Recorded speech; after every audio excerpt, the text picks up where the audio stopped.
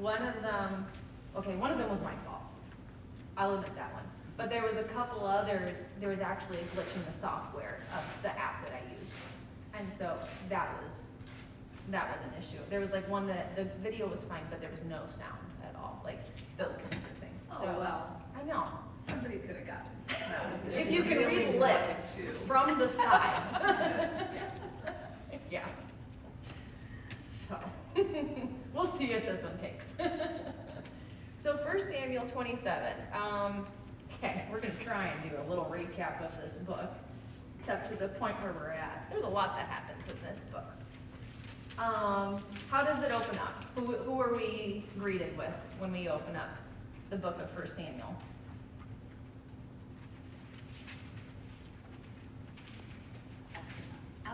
Elkanah and his wives, Yeah. and their names are Hannah and Peninnah. And Hannah is who we really kind of focus on with that story. She becomes the mother of Samuel, and Samuel is a very important figure in this book. He is someone that brought a great revival to Israel. He's also a prophet of God, and he's also the last of the judges. As you remember, 1 Samuel is coming off of that time of the judges, that period of time in Israel's history. And it's entering into this time, Samuel's the one that ushers it, into this time where Israel is ruled by a king and has that kind of dominion. And so we have a lot of contrasts in this book. If you remember, the author is very skillful. I guess I should not be surprised because God is the author of this book, but a very skillful contrasting of people so that you can see what does it look like when someone is listening to God and following God, and what does it look like when someone is not. And we see that in a lot of different peoples. We see that in the life of Samuel as contrasted to the life of Eli and his sons. If you remember, Eli and his sons were corrupt. Definitely his sons. I think Eli, through just allowing, I think he maybe knew some of the things that were happening. He knew that his sons weren't doing a great job, and he just kind of turned a blind eye to a lot of things, because then eventually all of them, Eli and his sons, all received a form of judgment upon them from God for what they were doing. So we see that contrast of Samuel and Eli and his sons. And then we are introduced to Saul, because the people demand a king. They're not happy with God as their king. They're not happy with the prophets and the judges. They want a king. They want to be like all the other nations. And God says, okay, I'm going to give you what you want, but you're not going to like it. And so he gives them Saul. And Saul is the people's king. He is tall, dark, and handsome. He comes from a good, prominent family. He has all the makings of a very wonderful leader. But as we've kind of seen in his life, that is not what makes a godly leader. Do you think, I hadn't thought of it quite this way, but as you were saying that, do you think maybe the people wanted a person that they could see and control, in a sense, because God is so uncontrollable, right? But a person like you or me, that person, a human being in charge, yes, now we've got something that's more on our level. That's what we want, something maybe on our even level. someone to follow. Sure. That's a person. Yes. A human, Right. I should say. Yes, I absolutely agree. I think that's exactly part of it. And we do that as well. Maybe not in the form of demanding a king, but maybe it's more of, this Bible, this book that God has given us. It's just, there's so much. I don't even know what to do with this. I would rather pick up a book by an author that I know and follow that instead. 7 steps to the Christian life, or, whatever it is. Great, I've got 7 things that that's all I gotta follow, and I'm promised this outcome. We all do that in some form or another. Yeah, that is exactly the path that Israel chose. And Samuel was very grieved by that, saying, this is a bad path to go on. But God says, we're just going to let them go down that path then. But God still had a plan with that anyway. He knew what humanity wanted. He knew the course that it would take, and he still had a plan with that, because even through the line of kings, we have Jesus. And so there was still this setup. Maybe God would have provided kings in the future anyway. That's very, very possible. It didn't have to be something that only came about because of human sin and mistrust of God. It could very well be something that God would have brought about for the good of his people through the leadership that he appointed. Because then through that, we have Jesus as our king. So there's not all wrongs in this path here. But the people went about it in a wrong way. And so we are introduced to Saul, and he starts out so good. Come on. And then it goes downhill from that point on. We see a lot of areas where Saul is met with a word from God, or through Samuel, or he's given a direct command from God through Samuel, and he disregards it completely. He completely disobeys. A lot of times, it's kind of just based off of his own personal preference. What benefits me in this moment? Like the time where Saul is supposed to go to war with the Philistines, and he is supposed to wait for Samuel. And he does not wait for Samuel. He goes right ahead, does the sacrifices himself, and goes out into war. And it doesn't go well for him. And a lot of that is his response to the fear that overcame him. Saul has a really big problem with fear in his life and paranoia. He noticed that his men were taken off left and right because they were afraid of this army that was in front of them. And he's like, I'm going to lose everybody if I don't just go now. And so that was his response. And he did not obey the word of God. Another time, God told Saul, deal with the Amalekites. Or sorry, not the Amalekites, the Amalekites. Because of the wickedness, the evil that they did to Israel. Back in the day when Israel was coming from Egypt to the promised land, the Amalekites attacked Israel. And the Amalekites, do you guys know where the Amalekites come from? Who they're descended from? They are descended from Esau. So they're actually distant relations. But they are a cruel, brutal, vicious people. And they took advantage of Israel's weakened state coming from Egypt. And they actually attacked them from the rear. It was a very dishonorable thing to do. A lot of times battles were meant to be this,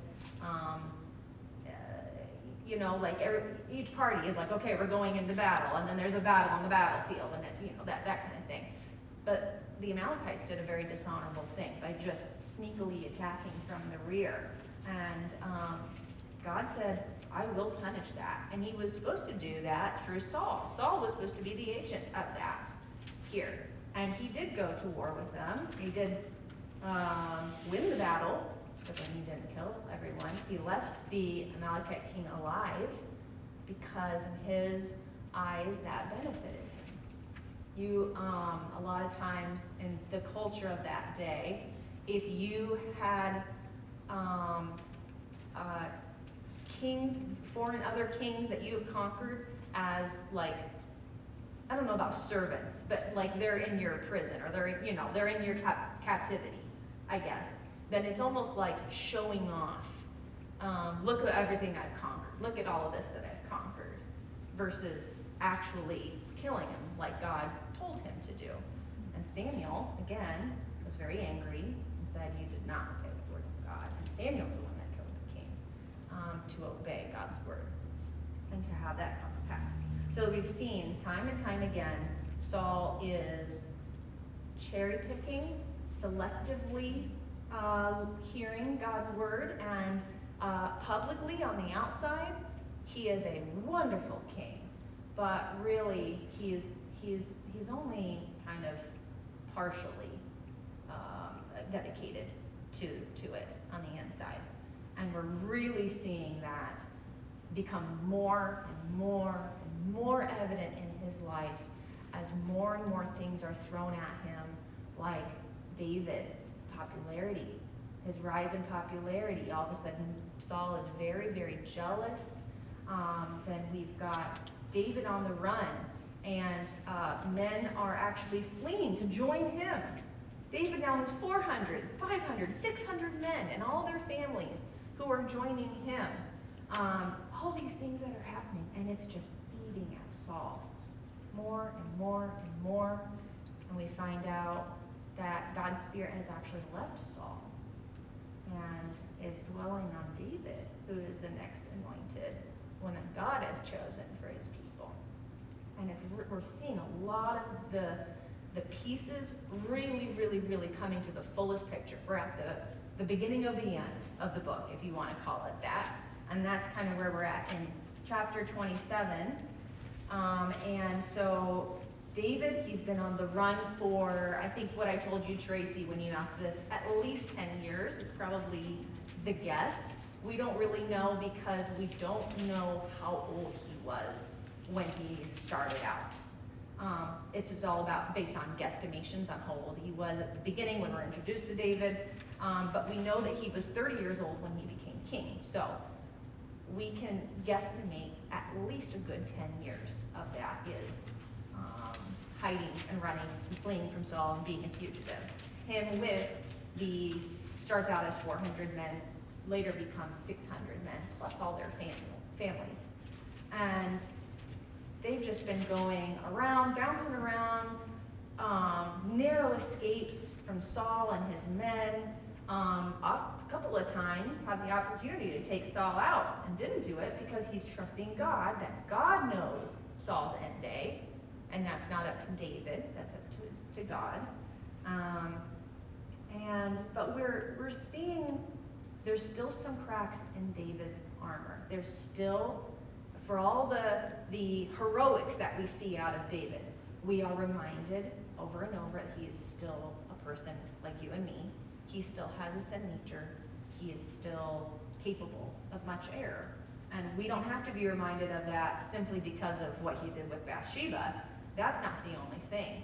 We saw already his deception with the king of Gath when he pretended to be a madman and drooled in his beard and scribbled on the walls and all these things to show them that he was no threat to them. How about when he was about to go kill Nabal and his whole household because he was angry that they refused to share anything with him and his men? There are things that David is still dealing with, and God is dealing with it, but it's all part of the process of him becoming this leader of Israel, a godly leader of Israel. And he still makes mistakes, and he still sins. That's the point. He's not Jesus, right? That's the point. He is not the perfect promised Messiah that we are long awaiting. But that's okay, because David is still a wonderful figure to look at.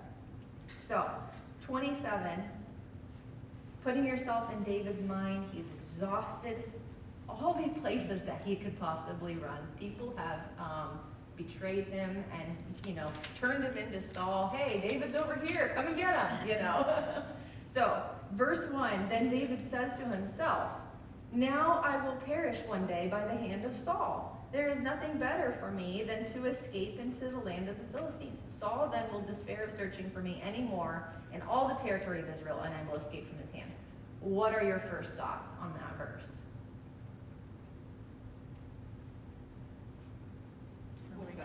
Total despair. Total despair, yes. He's really hit a low point here. Sarah?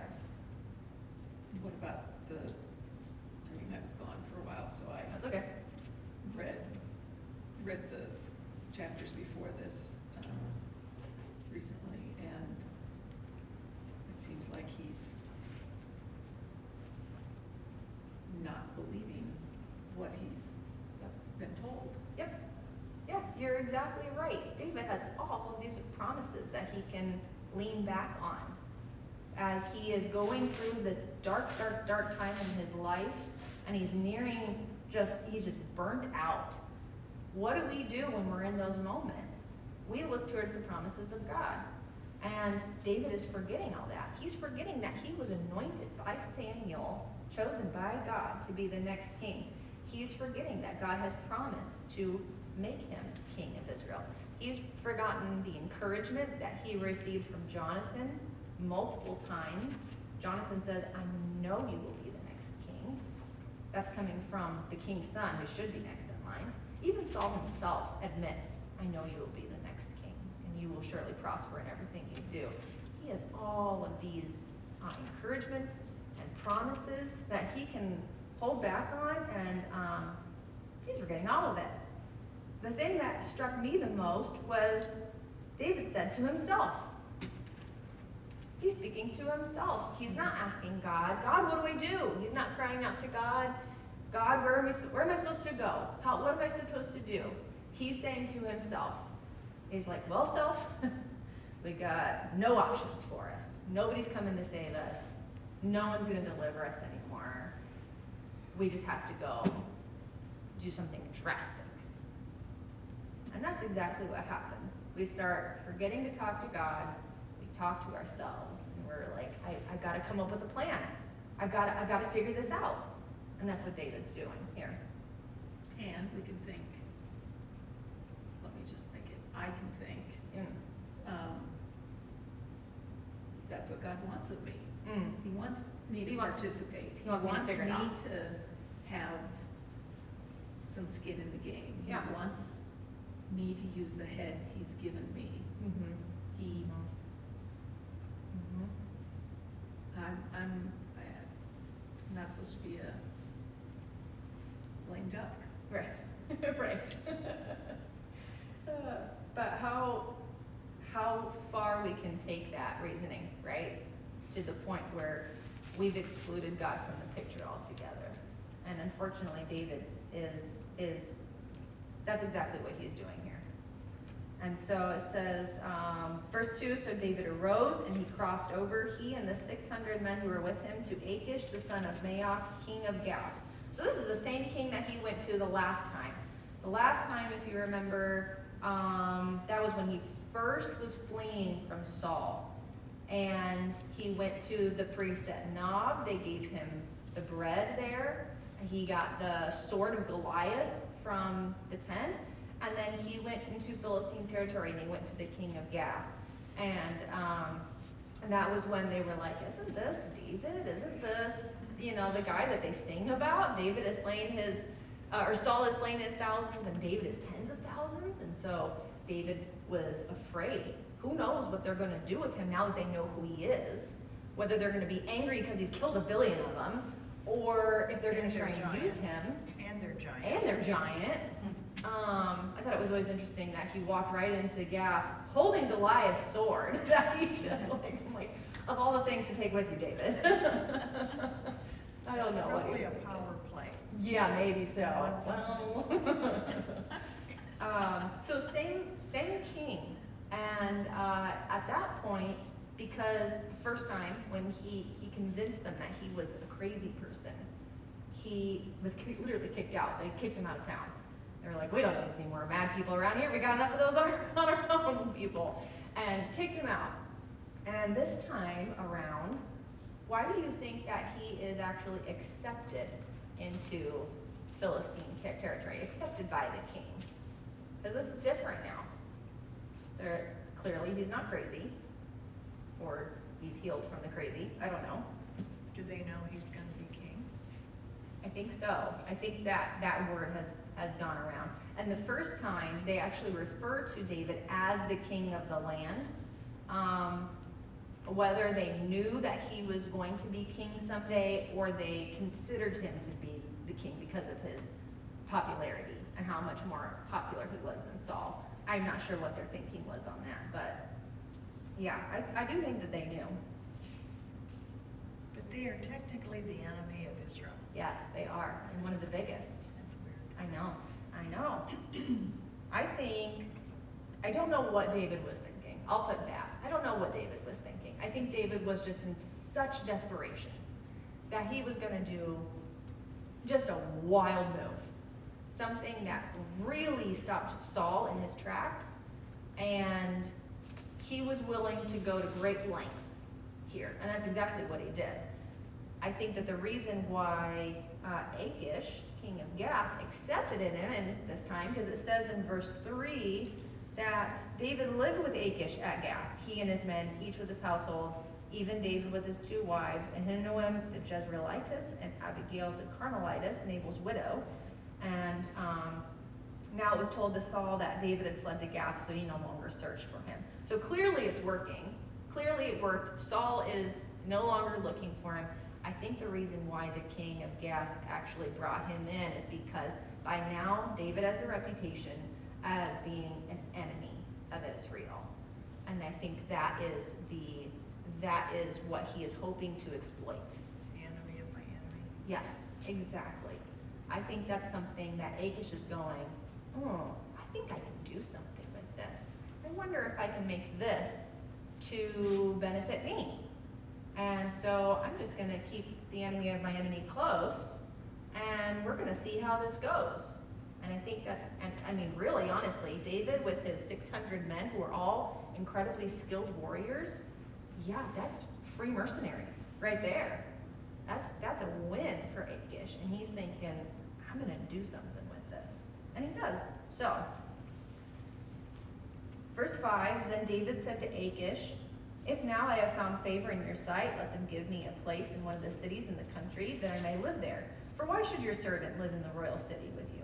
So Achish gave him Ziklag that day, and therefore Ziklag has belonged to the kings of Judah to this day. And the number of days that David lived in the country of the Philistines was 1 year and 4 months.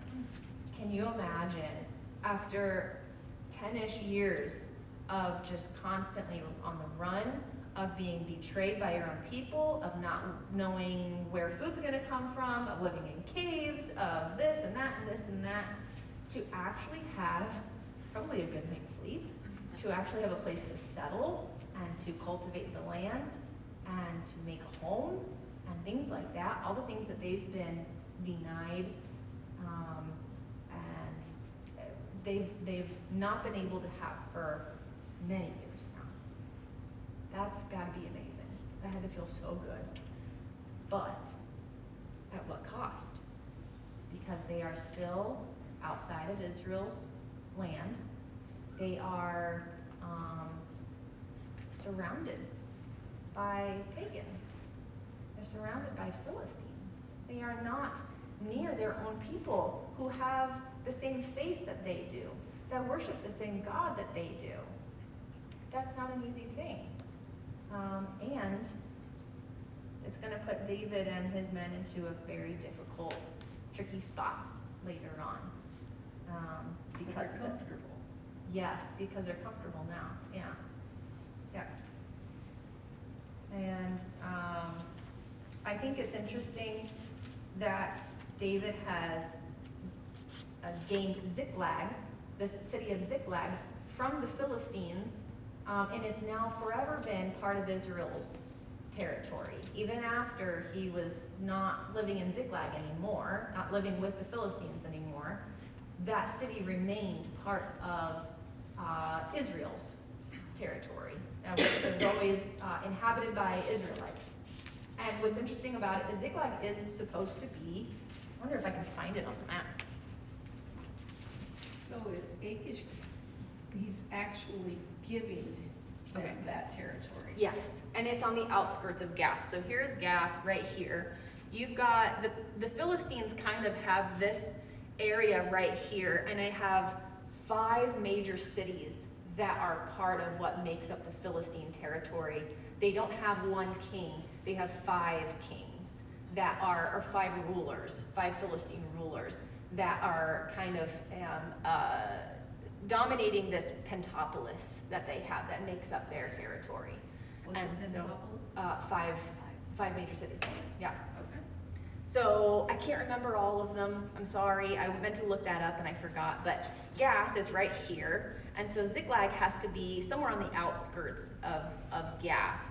And I think what's really, really cool about that is that's supposed to be part of Israel's territory that was allotted to them back when Joshua was doling out all the territory to the tribes. That's all supposed to be Israelite. But remember, they conquered parts of it, and then at the end, Joshua's like, you guys just have to go out and just keep conquering. You have to go out and keep driving out, keep driving out, keep driving out. They could never get Ziklag. They could never get it. Not with all the military campaigns, they just couldn't get it. And that became that was continued to be Canaanite, became Philistine territory. And so I think it's really cool that David got it. Not through military campaign, not because he attacked it and conquered it, but through deception. And he convinced this king of Gath, a Philistine king, to give him, literally just hand it over to Israel. And yeah, I think it also benefited David doing this move, because now he was kind of partially removed from Achish. Achish wasn't like standing over his shoulder all the time, seeing all of the things that he was doing. And so David could kind of go about his business with a little bit of freedom, while also still kind of reporting to Achish. That was kind of the relationship that they had. Achish wanted to hear about David's comings and goings. So we're going to actually read about that here. Verse 8. So now David and his men went up and raided the Geshurites and the Girzites and the Amalekites, for they were the inhabitants of the land from ancient times, as you come to Shur, even as far as the land of Egypt. So David and his men, they are inhabiting Ziklag. What are they going to do with their time? They're going to do what they've always done. Anybody watch Pinky and the Brain? Watch what? Pinky and the Brain, that No. stupid cartoon when I was a kid. Okay, that's fine. Never saw it. What? They're like two lab rats, and they have these adventures every night. And one of them goes, "What are we gonna do tonight?" And he goes, "Well, we're gonna do the same thing we do every night: try to take over the world." They're lab rats. I don't know who came up with that, but literally, David and his men. Okay, sorry, weird rabbit trail there. David and his men. Mouse trail. Maybe so. It's just a mouse wheel up in here. Yeah. That they're going to do the same thing that they always do. They're not going to adhere to a pagan lifestyle. They're continuing the same thing that they've always done, the same thing that they are passionate about, which is God's command to drive out the Canaanite inhabitants of the land. That's still something that David and his men are very passionate and on fire about. So that's what they're going to go do. The Girzites, the Geshurites, the Amalekites. You may not recognize the two G names, but Amalekites, you should recognize they're bad, bad, bad guys. And that's what David does. He goes and he raids them. So verse 9, David attacked the land, did not leave a man or a woman alive. He took away the sheep, the cattle, the donkeys, the camel, and the clothing. Then he returned and came to Achish. Verse 10, now Achish said, "Where have you made a raid today?" He wants to know David's comings and goings. What have you been up to? Tell me what you heard your day was. And David said, against the Negev of Judah, against the Negev of the Jerahmeelites, and against the Negev of the Kenites. Those are all Israelite peoples. And so David is lying to Achish's face. He is deceiving Achish, which I think is very interesting, and I don't know why. I think the Amalekites, the Geshurites, and the Girzites are not just enemies of Israel, they're also the common enemy of the Philistines. So it would not have been too weird of a thing to say, I've been attacking these people and being honest, because they were also Philistine enemies. Philistines would have been glad to have those people gone. However, David doesn't say that. He says he's been attacking Israelite people. And I think the only reason that he is doing that is to really get on Achish's good side. He is trying his hardest to become Achish's confidant, his right-hand man. And I don't know what the purpose of this is. I have no idea. what David's long game was in his head. But that's the only reason that I can come up with, is that David is trying to really sell it, that he is an enemy of Israel. That is the only reason that I can come up with. I could be 100% wrong, don't get me wrong on that, but that's kind of where I land. Verse 11, David did not leave a man or a woman alive to bring to Gath, saying, otherwise they will tell about us, saying, so has David done, and so has been his practice all the time he's lived in the country of the Philistines. So Achish believed David, saying, he has surely made himself odious among his people Israel, therefore he will become my servant forever. I really think that that was David's plan, because it's working. It's working. King Achish is just completely sold that David is Israel's public enemy number one, and that he's like, this is great. I have got an ex-Israelite that has defected. He's mine now. I will make him my servant, and I will make him my just, I'm gonna really, really milk this as much as I can. And I think that was David's plan. I don't know why that was David's plan, but I think that was David's plan. Kind of like a double agent? Yeah, yes. I do think that that was a part of it, because chapter 29, we're gonna see David is put into a position where he has to figure out what he's doing. And I don't think that he would have done anything against Israel. Clearly, he's attacking Israel's enemies still. He's not attacking Israel. He's attacking Israel's enemies. He is still for Israel in everything that he is doing. But yeah, I think he would have almost been in a double agent type of a situation. Don't know what that would have looked like, but yeah. Any other thoughts or questions on this chapter? Confusing. Confusing is right. Yes, it's so unlike David. Normally he's just very straightforward, straight arrow kind of a guy, but we have seen some other deception from him in the past. But to kind of look at that and go, what are you doing, David? That's kind of where we're left. Yeah. Is that a sign of just him being in charge? I think that is the place that he put himself when he did not ask God what to do. And he says, I gotta figure out a plan for myself. And this is it. And this is it. Yeah. And he's thinking, if I'm going, and these are all my thoughts right here. If David is going to secure safety and peace for the people that are under his leadership, which would be in Ziklag and Philistine, and being in Philistia and getting that territory from the Philistines, then he needs to then have something to offer. Why else would they just allow 1,000 people probably? Because you've got David, 600 men, plus their wives and children. You've got to have at least 1,000, 1,200, 1,500 people. I don't know exactly. But you've got a good chunk of people coming in. Why else would the Philistines just be like, yeah, come on in, let me give you one of the cities, it'll be great. Why would they do that unless there was something that David could offer? And so that's what he's offering. He's offering himself. That's my take on it. Yeah. Thoughts? Disagreements? I was thinking too that, like you said, the Philistines were their greatest enemy. Mm-hmm. And I thought, in a metaphor, that's us putting ourselves in places or in situations, whether that's physically or mentally, Sure. that are really our biggest enemy. Mm. So we do the same thing. Yeah. Yeah. In that way. Yeah. And then I don't know what you expect. Okay, I went into the land of the enemies, now protect me. Right. You Right. want God, right? Right. Protect me, But we get ourselves into such spots and then go crying to Daddy for help.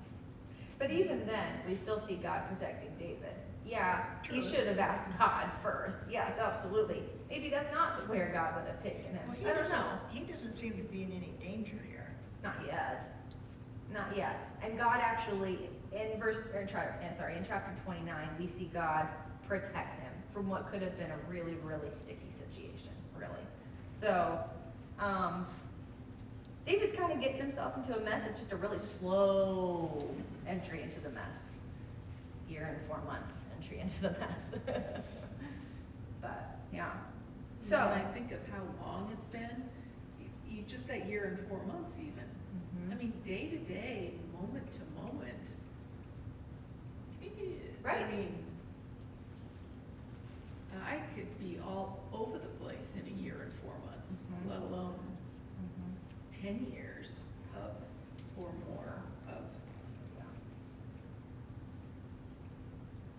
it's not just one smooth No. Oh goodness, no.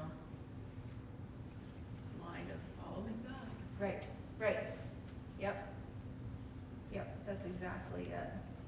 And how, I mean, I think a lot of it is just that chipping away, chip away of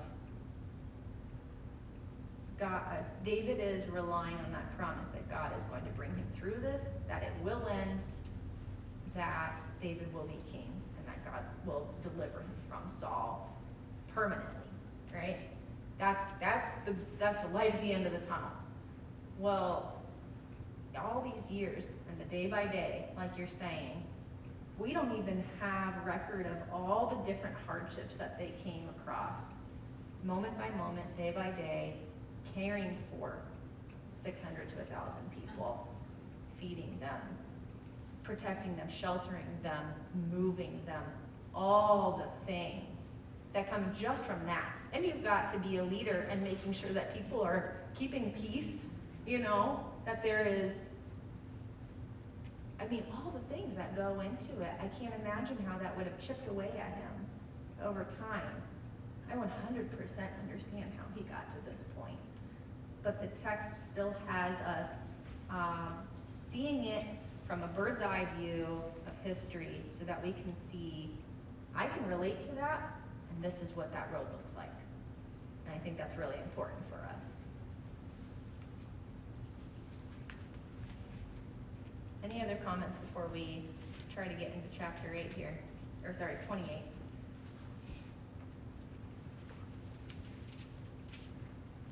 Okay, so chapter 28, we kind of switch over the narrative from David's story over to Saul's story. And what's Saul doing at the same time? This is all at the same moment of time here. It's when the Philistines are about to go to war, that kind of thing. And chapter 29 as well is all kind of that same moment. It's all within this like moment of time, and it kind of, the story is kind of flopping around. So chapter 28, now it came about in those days that the Philistines gathered their armed camps for war to fight against Israel.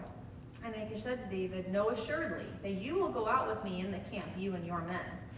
And David said to Achish, "Very well, you shall know what your servant can do." So Achish said to David, "Very well, I will make you my bodyguard for life." Okay, what are your guys' thoughts just on those couple of verses there? David's in a very tough spot. He is. He's gonna fight against his own kingdom. Right. My translation actually says that Achish says, "I'm gonna make you the keeper of my head." Oh. Ooh, I like that Rather than wording. bodyguard, the keeper of my I head. like that. That's a really tricky spot that he's in, because he can't just. He's calling in his marker, is what he's, it's like, I've given you this and now you're Mhm. gonna give me this. Yes. It's a good movie plot. Oh, it is. Why haven't they? Come on. I totally agree. Achish is saying, time to earn your keep. I gave you that city. I let you guys live here, for free, basically. Pony up. Pony up is right. Yep. Mm-hmm. That's exactly it. Time to cash in. all these mercenaries, and David, he's the keeper of my head. I like that a lot. Boy, Achish is feeling pretty good right now. But I like David's response. What do you guys think of David's response? Very well, you shall know what your servant can do. Non-committal. Right? It's very vague, isn't it? It You'll- sounds like a pledge, but it's very non. But it's almost a double entendre thing, Yeah. you know? Oh, you'll see. Double agent, yes. You'll see what I'm capable of. Yeah. Yeah. I think it sounds kind of cocky. Little bit, doesn't it? Yeah.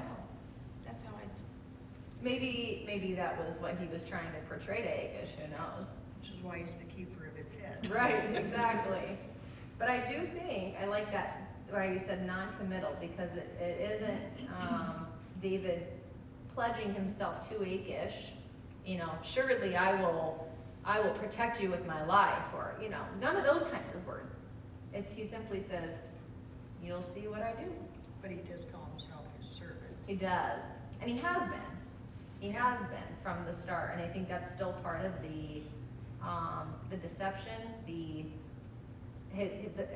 purposeful things that he is saying and doing in order to be that double agent, almost, yeah, to get on Achish's good side, which is working. So, verse 3, now Samuel was dead, and all Israel had lamented him and buried him in Ramah, his own city. And Saul had removed from the land those who were mediums and spiritists. If you were up at this point and then just read that verse, you're like, okay. It seems so out of place.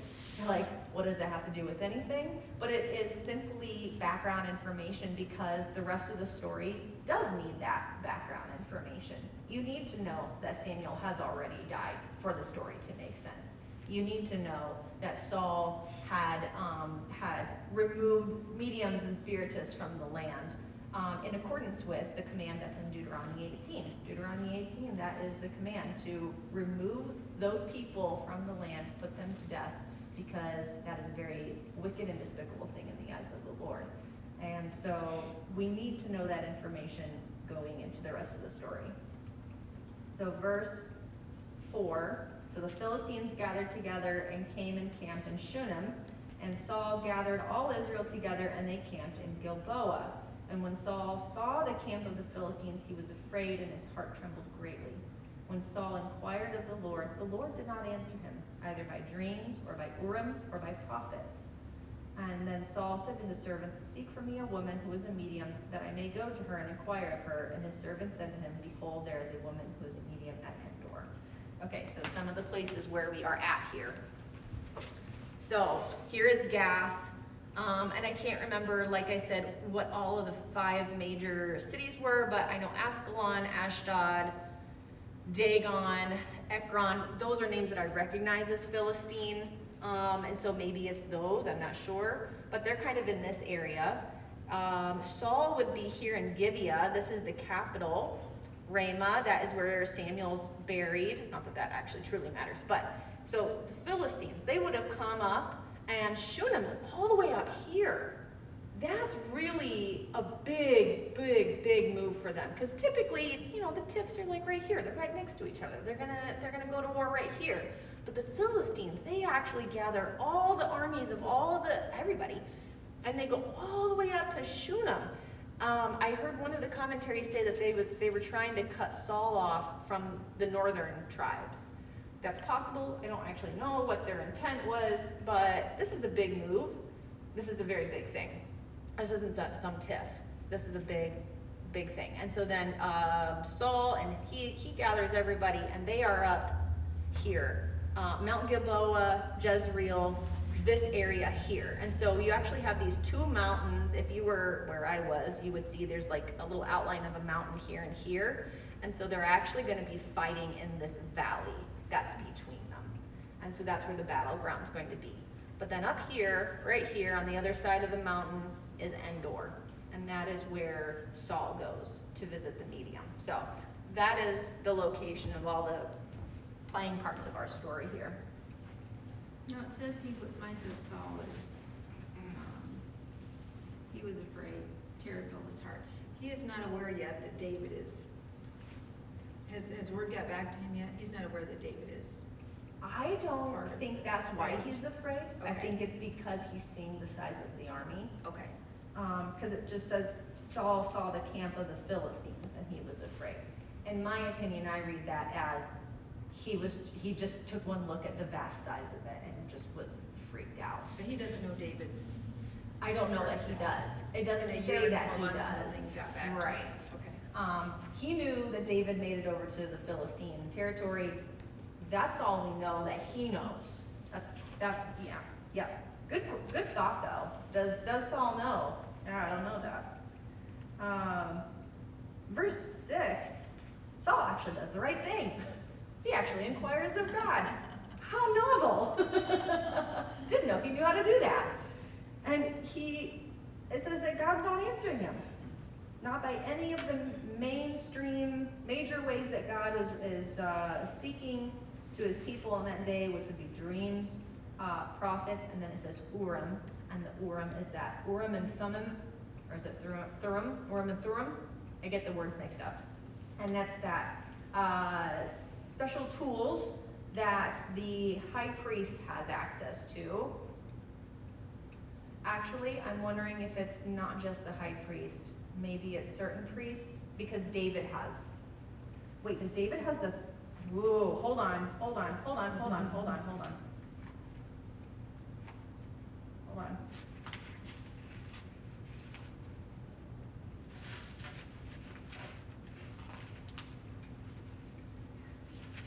Where's the part where the Saul kills? Oh, here it is. Construct Nob, and oh, it just says that he has the ephod. Huh. Okay, I'm gonna have to look into that. That's gonna bother me now.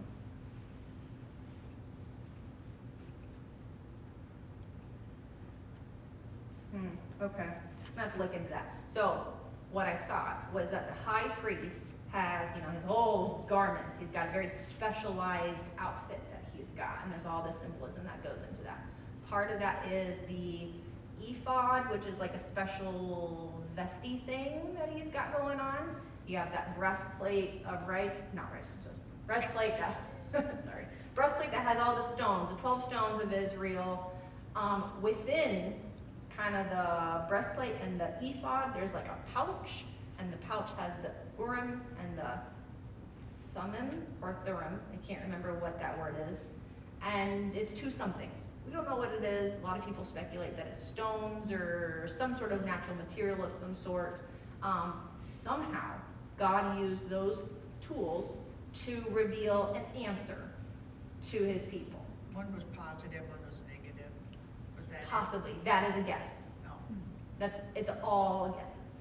Because we've seen David use it. So when Saul slayed the priests at Nob, one of them escaped, and it was Abiathar, and he came to David, and he escaped with the ephod, it says. The ephod would have been part of what's holding that. And so David actually uses that to ask God, like when he goes to deliver the town of Keilah from Philistines. He asks God, should we go? Should we go help our fellow Israelites who are being attacked by Philistines? And God answers. He's asking through those means. So he has access to it. But now we see that Saul also has access to, it says Urim. So my question in my mind is, does Saul have a second set? Or did the priest that escaped to David, does he have one of the two? And Saul has the other. But then if one is a positive, one is a negative, then how does that work? I don't know. All questions. Sorry if I just blew your brains into pieces. I'm sorry. Look that up for us, Sarah. Huh. Research that for us. Is your brain like a blender like mine right now? Sorry. Mine says Saul might have fabricated another ephod for his use. Oh, is that what you're saying? Yeah. Oh, In my funny. notes. Possible. Yeah. Interesting. Either way, it's not giving an answer at this point. Whatever it is, it's not giving any word from God, and there is just silence in heaven. Yeah. So they're trying to make something happen. They're trying to make something happen. That's exactly it. And so what's Saul's next best thing other than a word from God? Let's raise Samuel from the dead. It blows my mind that he was just like, you know what? Let's do that. That's a good idea. You know, in reading this, you can see where some traditions have come from in the world. What do you mean?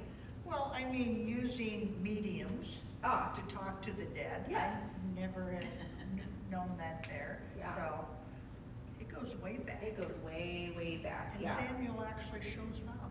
Yeah. That's the other part. Yes, that's a whole, I love that section. Let's get to that section. Yeah, I do think that is interesting. For as long as we have record of humanity, we have seen people who want to get a word outside of a word from God. We want to know the future. We want to know what's going to happen. We want to know, we want to know, we want to know. And if God's not going to give us that answer out of his own wisdom of what is right and what is good for us to know, then by golly, we're going to find a different way. Now, I think in Saul's case, why is God not answering him? What are your guys' thoughts on that? I think he demanded a quick answer. It's like, I need to know this like now. Well, but David's done that too. Well, we're not talking about Well, David. We're talking about okay then. David maybe had a red line in there, I don't know. Back me up, Mary Lee. Some people get quick answers from God and Yes. The rest of us, who demand Yes. answers are still waiting. However, this is Israel's king, who is going into war with Israel's enemy. Israel, I think there's a very specific reason why God is not answering in this moment. Not even like a vague, brief, maybe, none of that. Just complete silence. That he's displeased with him. Yes, I think that is part of it. I think so. Jeremiah 7, if I can find it. Anybody know where Jeremiah is? Oh, I found it. I stumbled upon it. Look at that. I had to sing the song to it's get in there. the New Testament. Yeah. Thank you, Sarah. Glad I could help. I'm gonna send you the link to that song later on. Help you out. Okay, Jeremiah 7. I think we obviously that takes place later after Saul's time, but we're gonna see the same thing happening. So this is the time where Judah is in danger of being invaded by Babylonians. And so Jeremiah is the prophet of the Lord at this time and in this place. And this is the word that came to Jeremiah from the Lord. And I'm just going to read parts of it. The whole chapter, I recommend reading the whole chapter, Jeremiah 7. The whole chapter is very good for understanding this, understanding why Saul is receiving no answer whatsoever, but I'm just going to read parts of it. Let's see here. Sorry, I'm trying to find which verse to start in. Okay. Verse 23, so I'll do that, or 22.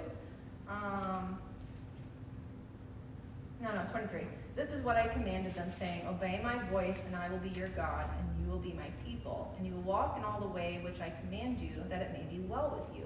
Yet they did not obey or incline their ear, meaning they did not listen, but walked in their own counsels, and in the stubbornness of their evil heart, and went backward and not forward. Since the day that your fathers came out of the land of Egypt until this day, I have sent you all my servants, the prophets, daily rising early and sending them. Yet they did not listen to me, or incline their ear, but stiffened their neck. They did more evil than their fathers.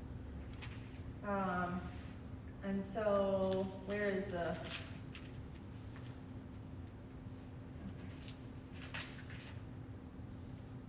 okay, yes, continue. You shall speak all these words to them, but they will not listen to you, and you shall call to them, but they will not answer you. And so, where does it say? Sorry, I might have to backtrack. That's kind of like what's happening with Israel. God has been giving them warning after warning after warning, word after word after word, and they are not listening. They are shutting their ears. to what God has to say. And so then if you kind of backtrack a little bit to verse, oh, and the people were doing these sacrifices to Baal in the temple. But they were saying, oh, but God's okay, this is the temple. He wouldn't do anything to the temple. This is a special place. They were thinking it was the magic of the temple that was protecting and okay and whatever. And so here is what God has to say about that. Verse 12, but now go to my place which is in Shiloh, where I made my name dwell at the first. So that was where the tabernacle dwelled at one point. And then it says, and see what I did to it because of the wickedness of my people Israel. At some point, Shiloh was completely destroyed. And the tabernacle got moved out of it, the Ark of the Covenant got moved out of it, but the place itself was completely destroyed. And so God is saying, listen, if you think that a place is special just because of that, you're wrong. That's not what makes that a special thing. Well, I was thinking in your verse 28, if you read one more, it related a little bit too. Sorry. This is the nation that didn't listen to the voice of their God Mm-hmm. or get instruction. Yes, or accept Truth has it. perished, Yes, and it's just, yes, so that kind of. yes. And so then, That too. continuing in verse 14, therefore I will do to the house which is called by my name, that's the tabernacle, or the temple, I guess in this time, in which you trust, and to the place which I gave you and your fathers, as I did to Shiloh. I'm going to destroy it just like I destroyed Shiloh. I will cast you out of my sight as I have cast out all your brothers, all the offspring of Ephraim. And as for you, Jeremiah, he's talking to Jeremiah, as for you, do not pray for this people. Do not lift up cry or prayer for them. Do not intercede with me, for I do not hear you. So God is saying, listen, I have tried, and I have tried, and I have tried. I have sent word after word after word. They aren't listening. So, okay, I guess I'm not listening then. That's kind of the message that we have, and it's the same with Saul here. Saul has received word from word from word from word from God through Samuel, and he didn't listen to either Samuel or God. And now God is silent, and you wonder why. And it's because Samuel or Saul has just continued on that path of, I can follow God's rules and his commands and his word up to a point. I'll go to war with the Amalekites, but I'm going to keep some of their animals, and I'm going to keep their king alive, and all of that, because that serves me. God doesn't always One do that. foot in each world. Yes, yes. And it just continues until all of a sudden you don't realize your ears have been completely shut off to what God is saying. Even if Saul had received a word from God in that moment, I'm not sure he would have listened. Because that clearly is how his heart is. His heart is hard at this point. Keeps swinging back and forth. Yes. He's Yes. So much so that what does he do when he doesn't get an answer from God? Way to the other side, let's raise the dead through a medium that God has commanded to be killed, to be removed from the land of Israel. And Saul was a part of that. That's where we're at. So we can't be completely surprised that God is silent at this point. And so they go to Endor. Saul disguises himself because, remember, everyone knows that there's not supposed to be mediums and spiritists. Everyone knows the law. Everyone knows that Saul went on this campaign of removing them from the land. So he's got to not wear royal robes. He's got to put on commoner's clothes. And he goes up to the woman by night, very stealthy. Conjure up for me, please. This is verse 8. And bring up for me whom I shall name to you. But the woman said to him, behold, you know what Saul has done, how he has cut off those who are mediums and spiritists from the land. Why are you then laying a snare for my life to bring about my death? She is very suspicious at this point. Not many people maybe are requesting her services out of the blue in the middle of the night. you know? I smell a trap. And so what does Saul say? Verse 10, Saul vowed to her by the Lord. Whoa. Sheesh, talk about mixing worlds. No kidding. What a thing to do. As the Lord lives, no punishment shall come upon you for this thing. He's vowing, using God's name, to do something that God has prohibited. And why would she believe him anyway? He's just a nobody. I He's don't know. not, he's Maybe not he offered to pay. I don't know. showing himself as Yeah, king or having any power. right. Oh, just listen to me, this Right, stranger. right. Oh, I And promise. nothing's gonna happen. But you know what? That vow, as the Lord lives, was a very strong vow. So maybe that's what, she was like, okay, that's a strong vow. I hear ya. But that was a very wicked and foolish thing for Saul to do in that moment. We're seeing the colors for as they are here. Okay, so verse 11, the woman said, whom shall I bring up for you? And he said, bring up Samuel for me. And when the woman saw Samuel, she cried out with a loud voice, and the woman spoke to Saul, saying, why have you deceived me? For you are Saul. And the king said to her, do not be afraid, but what do you see? And the woman said to Saul, I see a divine being coming up out of the earth. And he said to her, what is his form? And she said, an old man is coming up, and he is wrapped with a robe. And Saul knew that it was Samuel, and he bowed with his face to the ground and did homage. Okay, there's a lot in here. And I don't have all the answers, but I can kind of tell you a few things about this text, and we can kind of discuss it. And I'll try to be fast. I'm sorry. I know that I'm out of time. Holy cow, how did that happen? I'll be fast. Okay, so we've got this woman. She cries out as soon as she sees Samuel. Why does she cry out? Maybe she wasn't expecting to see anybody. I don't know. Maybe she was typically a fraud. Or maybe, being someone who typically deals with demons, she's not actually expecting a person to come up out of the grave in her vision. This is an apparition or a vision that she's having, because Saul does not see what she is seeing. She's the only one that can see this at this point. Saul eventually hears Samuel's voice, but he doesn't see him. And so possibly she wasn't expecting to see anything because she's a fraud, or maybe she wasn't expecting to see a person. Maybe she's used to seeing other things and demonic visions that are not this. Something about it startled her, and something also about it keyed her into, this is Saul that's standing next to me.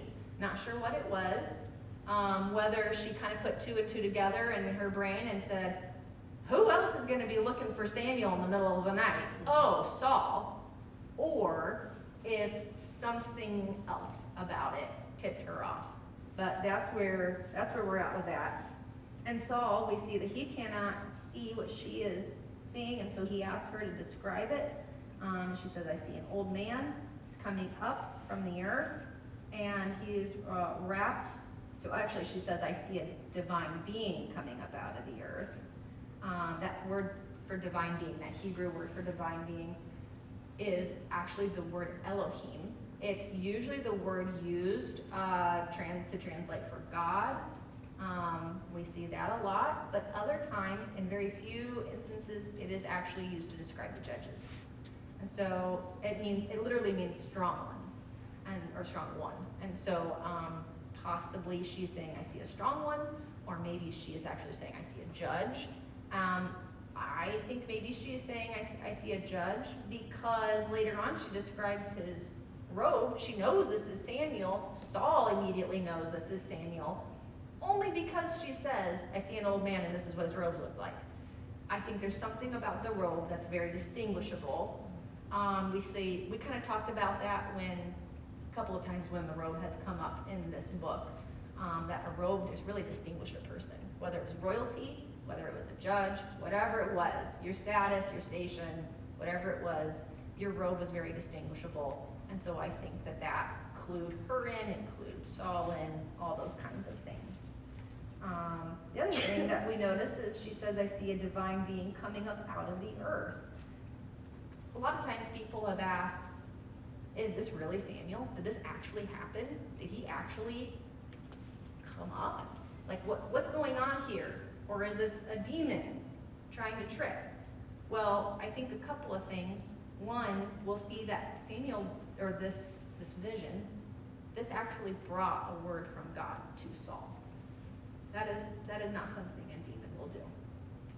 So I truly think that this was a word from God to Saul, and I think that God brought up Samuel for one last word. It also says that she saw him coming up out of the earth. That is where the ancients believed that Sheol was under the surface of the earth. That was where they buried people, and so that was where their souls lived. And so you hear about, anytime you look up the mention of Sheol, it always says down into the depths of Sheol, always down or descend into Sheol, or the pit, or the grave. That is the descriptors surrounding that word. And so that is where souls lay. That was where they were. I'm not gonna say whether or not that truly, like if you dig down far enough, you're gonna find, I'm not saying that. I'm saying that is where they believed it to be. And so to see him coming up out of the earth was actually a very important descriptor of her to use. Wasn't coming down from heaven. Right, exactly. Now, if he were to come back, he would come down from heaven. But at that time, Sheol was where all the souls were before Jesus did finish the work on the cross. So that would have been, no matter who came up, it would have come up from the surface, from the underneath the earth. Yeah. Okay, let's try to finish this. We've got Samuel's word to Saul, verse 15. Then Samuel said to Saul, "Why have you disturbed me by bringing me up?" Reminds me of Aladdin. I haven't disturbed my slumber. That one, yes. And Saul answered, "I'm greatly distressed, for the Philistines are waging war against me, and God has departed from me and no longer answers me, either through prophets or by dreams. Therefore I have called you, that you may make known to me what I should do." And Samuel says, "Why then do you ask me, since the Lord has departed from you and has become your adversary? The Lord has done accordingly as he spoke through me, for the Lord has torn the kingdom out of your hand and given it to your neighbor, to David. As you did not obey the Lord and did not execute his fierce wrath on Amalek, so the Lord has done this thing to you today. Moreover, the Lord will also give over Israel along with you into the hands of the Philistines. Therefore tomorrow you and your sons will be with me. Indeed, the Lord will give over the army of Israel into the hand of the Philistines."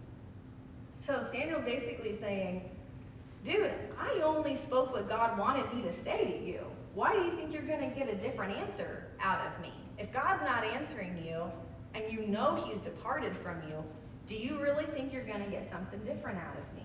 I'm only speaking what God tells me to speak to you. And then he does. In God's graciousness, he actually gives a word to Saul, who went about it the completely wrong way. Saul completely deserves to not have a word from God in this moment. And yet God did give him a very gracious word, which is not an easy one. It wasn't pretty. It wasn't pretty. Basically saying, look, all of this is coming to pass like God said it was going to. Everything is happening just the way that God said it was going to. You didn't listen to him, and he gave you a judgment. That judgment's coming to pass. God set up David to be the next king. That's coming to pass. By this time tomorrow, you and your sons will be with me. I think personally that was even an act of graciousness, because he's saying, like, you'll be done. You'll be with me. Your time is up. And I think Saul's kind of letting go at this point. So, fast forward, Saul immediately fell full length upon the ground. He was very afraid because of the words of Samuel, and also there was no strength in him, for he had eaten no food all day and all night. Perhaps he was fasting in order to get a word from God, and so he's drained of everything at this point. Verse 21, the woman came to Saul and saw that he was terrified and said to him, "Behold, your maidservant has obeyed you. I've taken my life in my hand, and I've listened to your words which you spoke to me." So now also please listen to the voice of your maidservant, and let me set a piece of bread before you, that you may eat and have strength when you go on your way. Saul really has a really hard time with listening, and he does that here too. Verse 23, he refused and said, I will not eat. Dude, you're so stubborn. However, his servants together with the woman urged him, and he listened to them. So he arose from the ground, and he sat on the bed. The woman had a fattened calf in the house, and she quickly slaughtered it. She took flour, kneaded it, and baked unleavened bread from it. And she brought it before Saul and his servants, and they ate. Then they arose and went away that night. That is Saul's last supper. Truly his last supper before the end of his life. And if you want to have something to think about, we won't discuss it because we don't have time, but think about the differences between Saul's Last Supper and Jesus' Last Supper. And kind of just think on that a little bit, because it is very, very interesting. Any thoughts? I know that's a lot. I think it was a very, very interesting chapter. I think chapter 28, other than David and Goliath, it might be one of the more well-known chapters, and yet there's a lot of mystery and questions about it. But I truly think that you see what it looks like, the life that does not submit to God, the life that does not even want to listen to God and heed his voice. We're actually given a glimpse into what the end of that line looks like. And I think that's a blessing to us, a warning to us. But I also see God's grace to Saul all along the way. Through all the acts of rebellion, through all the disobedience, through even this last horrible thing that Saul did, and using a medium's practices to raise the dead, God still was gracious to Saul and giving him a last word. It wasn't a pretty word, but it was a word. It's just kind of sad to picture a king Yeah. on the ground before really Yes. an evil woman. Yes. Because they're demon controlled. Yep. And that's how low, it's like how low can you go? Mm-hmm. He's the king of the land. Mm-hmm. Yep. It's just kind of a sad, sad picture It is. for Saul. I truly think that a cinematic picture of this would be like just heart-wrenching. Who's gonna paint that one? Yeah. Well, any other last thoughts before we close? What do we make of the end there? 22 through 25, where she prepares food for him. I mean, why? Yeah. Why indeed? I'm not sure. That's a really good question, Sarah. She was still a nice person on one side of her. It's always about the food, Sarah. And she don't just happened to disagree. have a calf that she Right. slaughtered and then cooked. Well, and that would have been food for her typically, you know?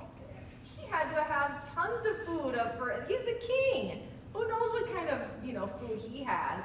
But Maybe that's why she did it, it is the king. yeah, maybe so. She's like, I mean, I gotta save my life here in this It's moment. not like it's just some guy that True. brought it in the tent. It's like, we're done, you can leave now. This is I the suppose king. I should offer you Yeah. some coffee. Yeah. A fatted calf will do. Yeah, I a mean, way through a she man's feeds heart. him Susan. and his servants. I mean, that's probably, Yeah. He was a mess though, you Good know, number. couldn't even stand up. Well, can't let him die on her watch, you know? You're just like, He wasn't gonna leave because he couldn't get up, it's like, bad for business. yeah. let's beat him, get him out the door. But it's just interesting the details scripture gives us. Yeah. Like what she fed him. Why Yeah. does that matter? Oh, no. It's just the detail Yes. that Yeah. makes it real.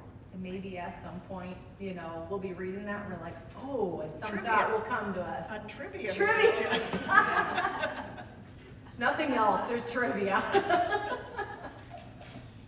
So, going forward, just read chapters 29, 30, and 31. I don't know, because it's at the end of the book, I don't know what we're gonna cover in one Bible study session, so finish the book, and we'll see. Marcia, you're already good, you already finished the book, you told me. I gotta read it again. Sarah, would you mind closing us in prayer, please? Okay. Our gracious and loving Heavenly Father, we don't know why you tell us the things you tell us and leave out the things that we wonder about. Pray mostly that we would see your character in all of this, and we might find, not we might find, but that you would show us things throughout this week even that bring back these things to mind, and show us yourself in our